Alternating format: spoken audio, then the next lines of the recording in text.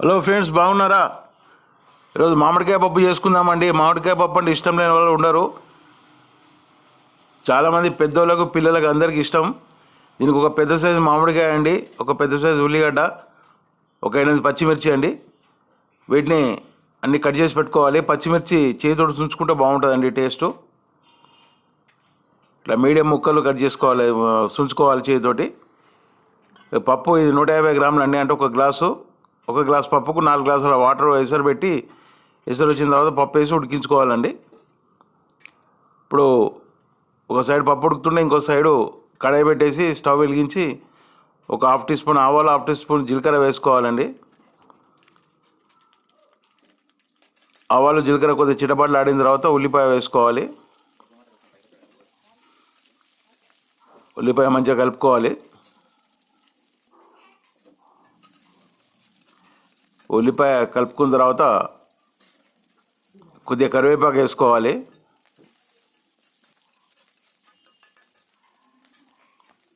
కొద్దిగా కరివేపాకు వేగిన తర్వాత ఒక స్పూన్ నిండా అల్లం వెల్లుల్లి పేస్ట్ వేసుకోవాలండి.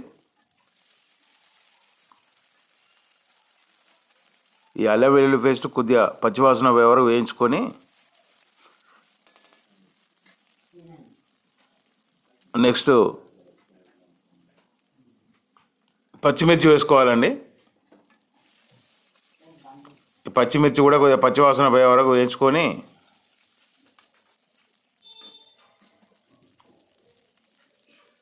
పసుపు ఒక 1/2 టీ స్పూన్ పసుపు వేసుకోవాలండి.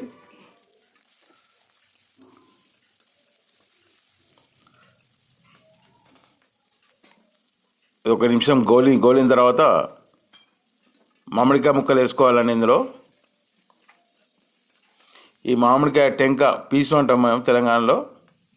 ఈ మామిడికాయ పీసును కూడా అందులో వేసుకొని కలుపుకోవాలి. మామిడికాయ పీస్ టేస్ట్ చాలా బాగుంటుందండి. ఈ పప్పులో మామిడికాయ పీస్ తినడానికి పిల్లలు పోటీ పడుతుంటారు.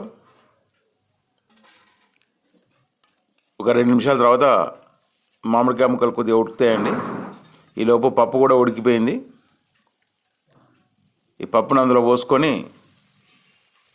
గిన్నెలో కొద్దిగా వాటర్ పోసుకొని మళ్ళీ అందులో పోసుకోవాలండి. పప్పు మరీ చిక్కగా ఉండొద్దు, మరీ పలుచగా ఉండొద్దు, మీడియం ఉండాలి. మరి చల్లారిన తర్వాత కూడా గట్టి పడుతుంది పప్పు.